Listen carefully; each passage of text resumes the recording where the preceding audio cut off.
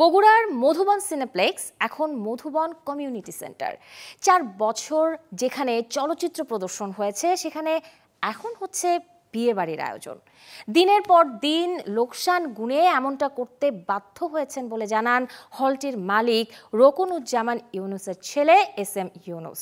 ২০২১ সালে বগুড়ার ঐতিহ্যবাহী মধুবন সিনেমা হলকে বেশ জাঁকজমকভাবে আধুনিকায়ন করে সিনেপ্লেক্স করা হয়। শুরুতে মোটামুটি দর্শক পেলেও পরে ছবির অভাবে তৈরি হয় দর্শক সংকট। লোকসানের ভারে গেল ১৯ সেপ্টেম্বর থেকে বন্ধ করে দেওয়া হয় সিনেপ্লেক্সটি। সেখানে চালু হয় কমিউনিটি সেন্টার। তবে এটি চূড়ান্ত নয় বলে জানান হল মালিক। বলেন, নির্বাচন পর্যন্ত অপেক্ষা করবেন তারা, নতুন সরকার এলে রাখবেন কিছু দাবি। সরকারের সহযোগিতা পেলে পুনরায় চালু হবে হল, নয়তো চিরতরে বন্ধ হয়ে যাবে মধুবন সিনেপ্লেক্স।